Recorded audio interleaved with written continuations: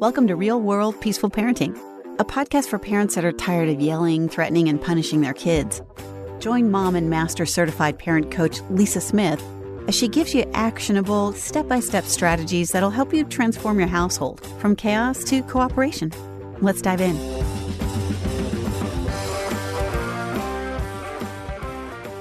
Welcome to today's episode. I am so energized to be with you here today. And I want to start today's episode with the message I just got last week from a mom who reached out asking about joining the Hive. Let's call her Jessica. Jessica was completely defeated when she sent me this email. She said, "Lisa, I've been trying to do peaceful parenting for 6 months now." She said, "I stopped yelling. I started validating feelings. I'm working on connection, but my 9-year-old is walking all over me. She talks back, refuses to do anything I ask. And yesterday she told me I'm not even a real parent because I won't let her have TikTok like all of her friends." I held the boundary, but she was so upset with me. Did I ruin our relationship? And am I doing this whole peaceful parenting thing wrong? Jessica asks. Oh my goodness, can you feel the confusion in that message? The exhaustion, the fear that being peaceful means being a pushover? And here's what breaks my heart. Jessica isn't alone. I see this pattern all the time. Parents come to peaceful parenting wanting to stop yelling and build connection. Beautiful, right? But somewhere along the way, they get the message that peaceful means permissive, that holding firm boundaries means you're not being peaceful enough. And let me say, that's absolutely not true. 100%. Let me share a story with you from my own journey with Malcolm that illustrates this perfectly. When Malcolm was in 6th grade, we set a boundary around electronics and gaming. We told him that if his grades dropped below an A or B during the week, and or he had any missing assignments, there would be no gaming during the week until the grades came back up. And we would check it every day. And the minute that the grades came back up, he could go back to gaming. But we were going to hold this limit, period. We communicated this up front and over and over and over again to him. It wasn't a reactive punishment. It was a clear limit to help him stay focused on school. Because if he wasn't getting his work in and he wasn't getting the grades up, then obviously he needed a little more time during the school week to focus on homework. And it was only during the week. Weekends were still open for gaming if his grades were solid. Now, did Malcolm like this boundary, this limit? Absolutely not. He hated it. He pushed back. He told us how unfair it was. He complained that his friends didn't have these restrictions. But you know what? We held that boundary with calm, clear confidence. The limit stayed exactly where it was, even when he was upset about it. And here's the beautiful part. The long-term payoff I want you to hear is, by the time Malcolm was a senior in high school, something amazing happened. If and when his grades would temporarily drop, he would self-police his gaming time. Without us saying a word, he'd tell us he needed to focus on school, and he would cut back on gaming during the week. That boundary we held in 6th grade, the one he hated at the time, it taught him something profound about priorities, self-regulation, and taking responsibility for his choices. That's what peaceful parenting looks like. It's not permissive parenting. It's not letting kids do whatever they want. It's peaceful authority. Today, we're talking about the permissions you might need to hear as a peaceful parent, because I'm guessing some of you, maybe many of you, are feeling the same confusion Jessica felt. You're wondering, can I hold firm boundaries and be a peaceful parent? And the answer is absolutely yes. In fact, you must. You must hold boundaries in order to be a peaceful parent. So let's dive in to this topic. Here's the truth that's going to set you free today. Peaceful parenting does not mean permissive parenting. Let me say that again because it's really important. Peaceful parenting does not mean permissive parenting. Peaceful parenting means you hold boundaries with calm confidence instead of anger and threats. It means you can be firm and kind at the same time. It means you guide with clarity instead of controlling with fear. But somewhere along the way, this gets twisted. Parents here validate your child's feelings and thought that meant never disappoint your child. They hear connection before correcting and think that means never have expectations. And listen, I get it. When you're coming from a childhood where boundaries were held with yelling, shame, and or punishment, it can feel scary to set limits with our own kids.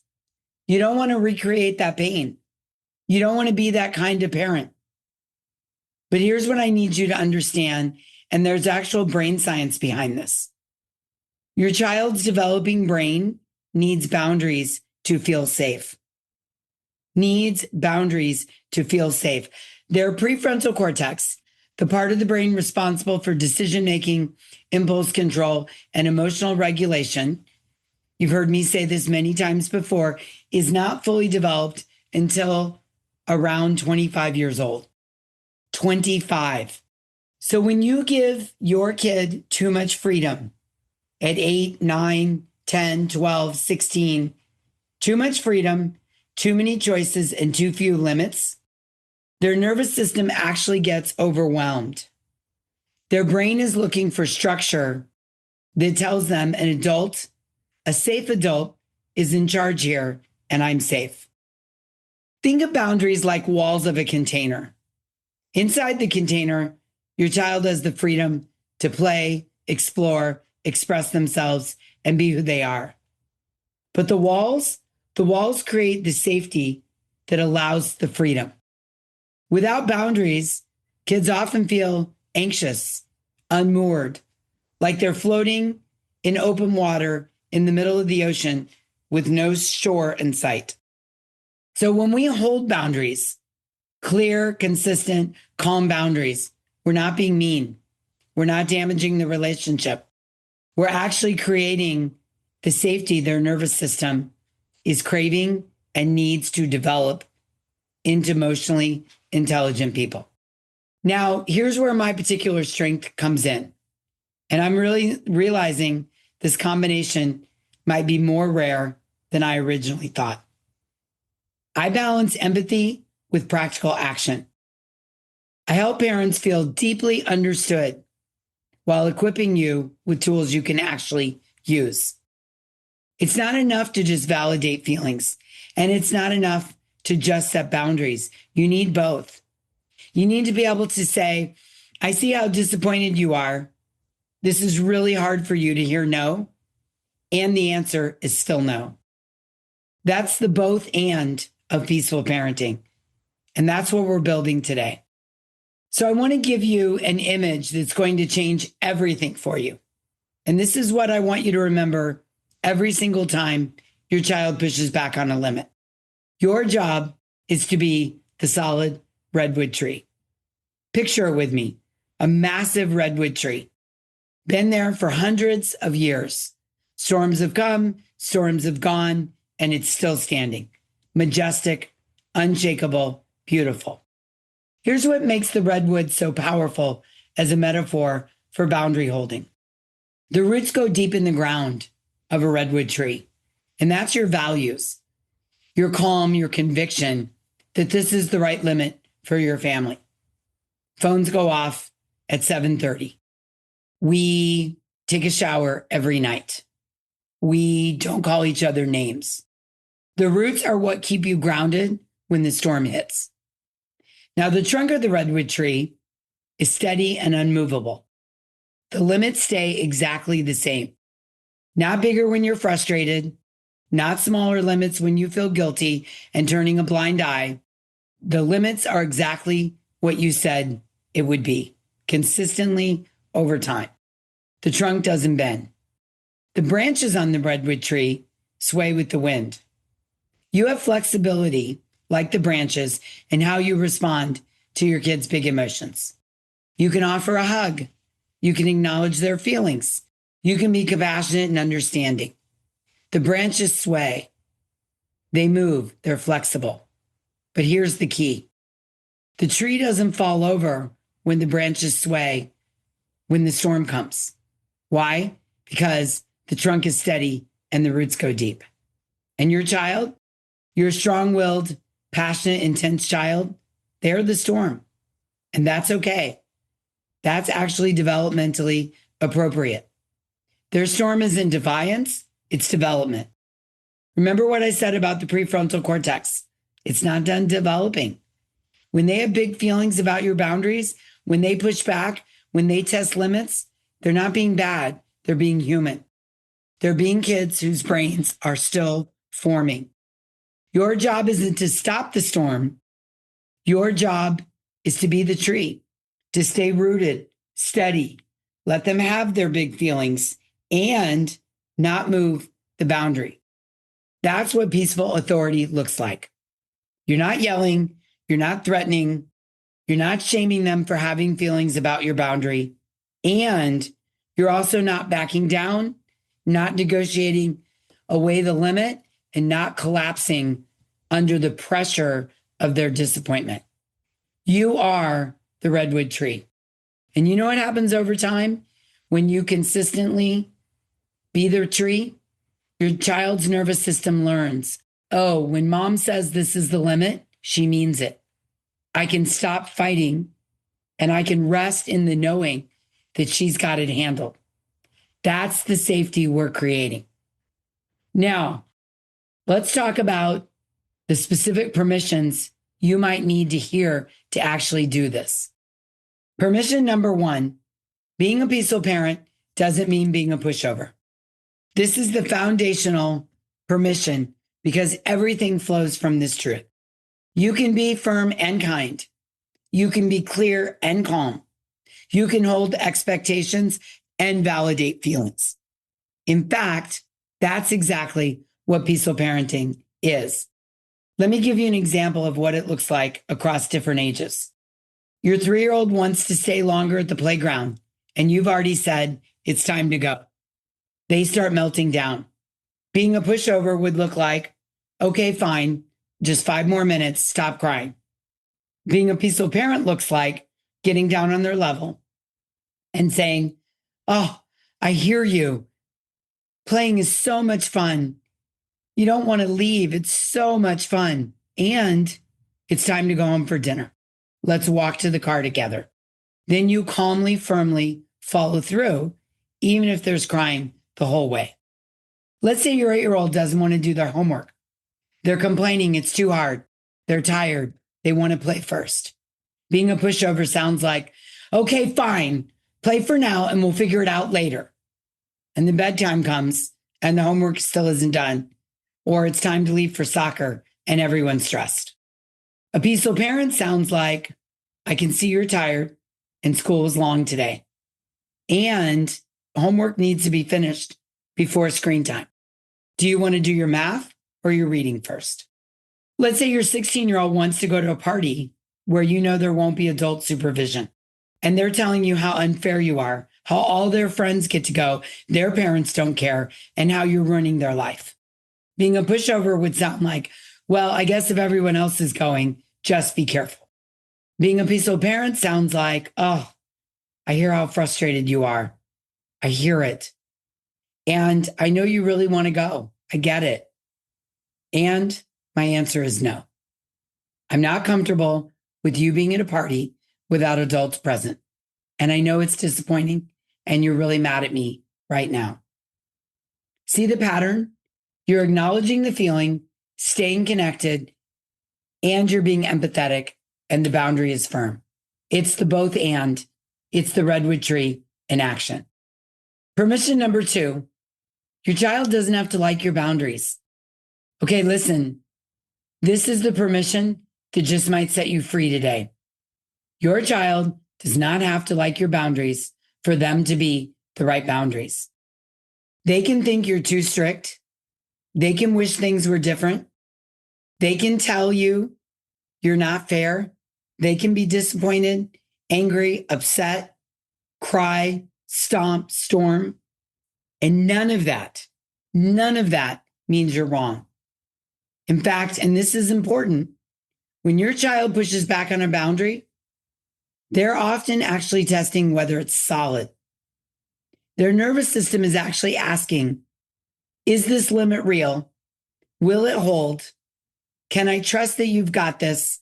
And am I safe? Remember the redwood tree? They're the storm and you're the tree. The storm doesn't mean the tree is in the wrong place. The storm is just the storm. Let me go back to my story about Malcolm and gaming in the 6th grade. When we set that boundary, no gaming during the week, if grades dropped and or homework was not turned in, Malcolm was not happy. My full contact sports son, who loved gaming, pushed back hard. He told us it wasn't fair. He pointed out all of his friends that didn't have these restrictions. He was genuinely upset and angry. And you know what I had to learn in that moment? His disappointment wasn't a sign I was doing something wrong. His disappointment was just disappointment. He was allowed to be unhappy about the boundary. I didn't have to fix his feelings or talk him out of being upset. I didn't have to convince him it was fair or make him like it. My job was to be the redwood tree, to stay calm, to stay connected, and hold the boundary steady. Here's what that sounded like in real life. I can see you're really upset about this gaming rule. You wish things were different. I so get that, buddy. And this boundary is staying in place because school comes first during the week. Did he magically become happy about it? No. But over time, something happened. As I mentioned, when he was a senior in high school, he internalized this value and he would cut back on his gaming without us saying anything during the week so he could focus on school. Your child doesn't need you to make them happy about every boundary. Your child needs you to hold the boundaries that serve them, even when they don't like it. So remember, you're the tree, they're the storm, the branches sway, but the trunk doesn't move. Okay, permission number 3. You don't have to explain yourself endlessly. Let's talk about the 15th why. You know exactly what I'm talking about, right? You set a limit. Your kid asks why. You explain. And then they ask, but why? You explain again. And then they say, but that doesn't make sense. You explain again in a different way. And they keep pushing. But why? Why? Pretty soon, you're exhausted. You're triggered. They're still arguing. And you're confused, frustrated, mad, and the boundary feels like it's crumbling. Here's what you need to hear. Because I'm the parent, and this is the rule, is actually a perfectly valid answer. You don't owe your kid a full PhD dissertation on why or on your parenting philosophy. You don't have to defend your decision to a jury of peers, or in this case, your 8-year-old. Now, let me be clear about something important. There's a difference between answering a genuine question of why and getting pulled into an endless power struggle. If your child is sincerely asking because they want to understand, absolutely explain your thinking. That's connection and relationship building. That's teaching them decision making. But if they're asking why for the 15th time because they're trying to wear you down, that's not curiosity, that's power struggles. And you don't have to participate. Here's what this looks like in practice. First genuine question. Why can't I have more screen time? Your answer. Because we've decided 2 hours a day is what's healthy for our family or for you. But why is 2 hours the limit? Because research shows that too much screen time affects sleep and behavior, and we want to make sure you have time for other activities too. But why does it affect sleep? That's a good question. We can look that up together if you're curious. And the boundary is staying at 2 hours. But why? Your response, I've explained my thinking. The answer is still 2 hours. The conversation is over. See that? You answered genuine questions, you were respectful, and then you stopped participating in the power struggle. You're the redwood tree. The trunk, the boundary, doesn't move just because the wind keeps blowing the branches. Permission number 4. It's okay if your roles are different from other families. You've heard this phrase before, but everyone else gets to. I mean, come on. Oh my goodness. If I had $1 for every time I heard that phrase, both from my own kid and from the parents I coach, I'd be a trillionaire. I mean, come on. Your 10-year-old tells you that all their friends have phones. Your teenager says everyone else's curfew is midnight. Your 8-year-old insists that every other kid in their class is playing that game or watching that show. And you feel this pressure building. Just today, someone in the hive was asking, am I being too strict? Am I the only parent who cares about this? What if I'm damaging my child by having different roles? Well, here's your permission. Your roles can be different from other families. In fact, they probably should be different because you're not parenting their children, you're parenting yours. Every family has different values, different priorities, different circumstances.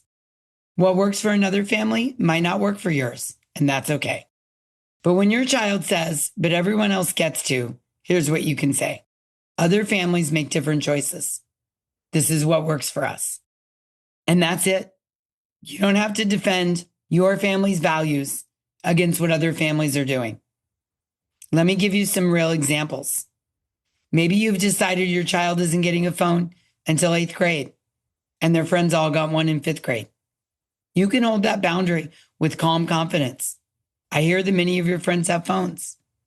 In our family, we're waiting till 8th grade, and I know that feels really hard right now. I get it. Maybe you've decided no social media till high school, but your middle schoolers' friends are all on Instagram and TikTok. You stayed the tree. I know it feels like you're missing out. Our family's decided to wait on social media. When you're older, we'll revisit this. Maybe you're not comfortable with sleepovers at houses where you don't know the parents well, but other families are more relaxed about this. You hold your ground. I need to know the families before you sleep over there. And I know you don't like hearing this, and you're probably pretty mad at me right now. And this might be different from other families, and that's okay. You know what I've learned? The parents who hold their values with calm confidence, even when those values are different from others, they raise children who develop their own internal compass. They learn that you don't just do something because everyone else is doing it. They learn to think critically about what's right for them. You're not raising your kids to fit in with everyone else's family.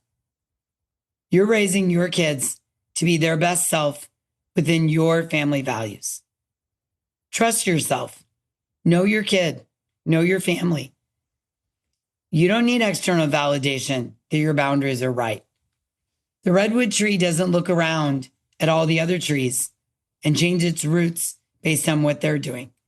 It stays grounded in its own foundation. Permission number 5. You, my friend, are allowed to change your mind. Now, here's a permission that might surprise you. You're allowed to tighten up boundaries that aren't working, even if you've been permissive before. Maybe you've been super relaxed about screen time, and now you're realizing it's affecting your kids' sleep, behavior, and family connection. You can change that. Maybe you've been letting your teenager come and go without much structure, and now you're seeing they need more guidance. You can adjust. Maybe you've been avoiding conflict by not enforcing homework expectations, and now you're watching your kids struggle.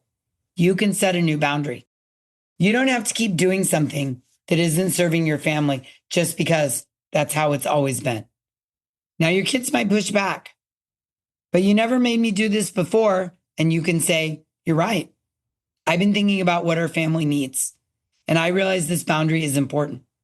Starting Monday, here's the new plan. Now, here's what's important about changing course. You're not being inconsistent in a bad way. You're being responsive. You're being a parent who learns and grows. Let me tell you what this looks like in our house. When Malcolm was younger, we were pretty relaxed about screen time. But as he got into middle school, we noticed it was affecting his mood, his sleep, and our family time. So we had a conversation and set up clear boundaries. Was he thrilled? No. But I said, I've been observing how screen time is affecting you, and I realize we need clear limits. Here's what's changing and why. You admit you're adjusting course without undermining your authority. In fact, it strengthens your authority because you're showing your kids, I'm paying attention and I'm willing to make hard calls when they're needed. I'm not afraid to lead this family. That's the redwood tree staying rooted in what your family needs, even when the wind tries to push you in a different direction. All right, so we've talked about the 5 permissions, but I know some of you are thinking, okay, Lisa, this sounds great, but how do I actually do this when my child is melting down or my teenager is slamming doors? Well, let me give you the practical piece of how to be the redwood tree. It's not about what you enforce, it's how you enforce it. You can hold the exact same boundary with 2 completely different energies. Energy 1, angry, reactive, punitive. I said no, that's it. Tired of you arguing with me. Go to your room right now. Energy number 2, calm, connected, and firm. Hey, I see you're upset about this. You wish the answer was different. I understand that. And the boundary is staying the same. And I'm here if you want to talk about your feelings. Same boundary, completely different experience for you, for your kid, and for the connection. A peaceful parent holds boundaries with a calm voice, even when the child is loud. A warm heart, even when your child is angry with you or angry, and clear expectations. That doesn't change based on your kid's emotions. Let me give you a real life example of what this might sound like. Let's say your 7-year-old wants to watch another episode of their show. You've already said 1 episode and they're begging you for more. Please, please, please, please, please, mom. The redwood tree response. You get down on their level, you make eye contact, and you say, I hear you. You really want to watch another episode. That show is so fun. I get it. And screen time is over for today. Let's move upstairs and get ready for your bath. They start crying and saying you're mean. You stay the tree. I see you're disappointed. It's okay to be sad about this. I'm going to turn off the TV now, and you can have your feelings about it, and I'm right here. You calmly turn off the TV. You don't lecture. You don't get angry. You don't negotiate. You don't try to get their permission or justify what you're doing. You just hold the limits with compassion and empathy. Now, notice what's happening here. Your values or the roots, screen time limits matter in your family. The boundary, which is the trunk, screen time's over and there's no negotiation. And your response, which are the branches, you're validating feelings, staying connected, and being compassionate. You're firm and kind. You're clear and caring. You're holding the boundary and maintaining the relationship. That's peaceful authority. Yeah? Yeah. All right, my friend, I have 2 pieces of homework for you this week. Homework number 1 is the boundary audit. I want you to identify 1 boundary you've been apologizing for, feeling guilty about, or backing away from because you're worried you're being too strict. Maybe it's the TV. Maybe it's screen time limits. Maybe it's homework expectations. Maybe it's curfew. Maybe it's how your kid speaks to you. Write it down. Then practice holding it this week with calm confidence. No apologies, no endless explanations, just this is the boundary. I know you don't like it, and I'm going to hold it. I want you to notice what happens, not just with your kid, but with you. Notice how it feels to be the redwood tree instead of the willow that bends in every direction. Homework assignment number 2. Go back through the 5 permissions we talked about today. Which one did you most need to hear? Which one made you think, oh my gosh, yes, I really needed this? Write that permission down on a sticky note or on your phone and put it somewhere you'll see it this week. Maybe in your bathroom mirror, maybe as your lock screen, maybe on your kitchen counter. Every time you see it, let it sink in. You have permission to hold boundaries with calm confidence. You're not being too strict. You're being the peaceful parent your kids need. And if you're thinking, I love this concept of being the redwood tree, but I need help actually doing this, well, then I want to invite you to join us inside the hive. Inside the hive, I'll help you establish and hold boundaries peacefully with personalized strategies just for you. We'll practice the exact scripts you need in those heated moments, and we'll work through specific scenarios where you feel most triggered or uncertain. You'll learn exactly how to be both warm and firm. You'll learn exactly how to be both firm and kind, how to validate feelings while holding crystal clear limits. You'll discover how to stay calm when your kids are storming, and we'll build the confidence for you to lead your family with peaceful authority. Plus, you'll be surrounded by a community of parents also working on this, who are learning to be the redwood trees themselves instead of bending with the wind like a willow. This isn't about perfect parenting. It's about purposeful parenting. It's about growing into the calm, confident leader your family needs. And I'll be with you every step of the way. So if you're ready, I want you to run, not walk, to thehivecoaching.com to learn more and get signed up. Before we close today, I want you to picture the redwood tree one more time. Hundreds of years old, roots deep in the ground, trunk solid and steady, branches swaying with the wind, but not breaking. That's you. That's the parent you're becoming. Just like Jessica's learning the boundaries don't break connection, and like Malcolm, who learned to take responsibility for his gaming because we held the line with love and firmness, you two are building something powerful and lasting. Your child doesn't need you to be their friend. Your child doesn't need you to make them happy about every boundary. Your child doesn't need you to be perfect. What your child needs is for you to be the redwood tree, rooted in values, steady in your limits, flexible in your response, unshakable in your calm. Being a peaceful parent doesn't mean being a pushover. Not at all. It means being peaceful and in charge. It means holding boundaries with a calm voice and a warm heart. You can do this. You are doing it. Every time you choose to be the tree, instead of getting swept up in the storm, you're building something beautiful. A foundation of safety, security, and trust that will serve you and your kids for your entire lives. Yeah? Awesome. Okay, until next time, I'm wishing you peaceful parenting. Thanks for listening to Real World Peaceful Parenting. If you want more info on how you can transform your parenting, visit thepeacefulparent.com. See you soon.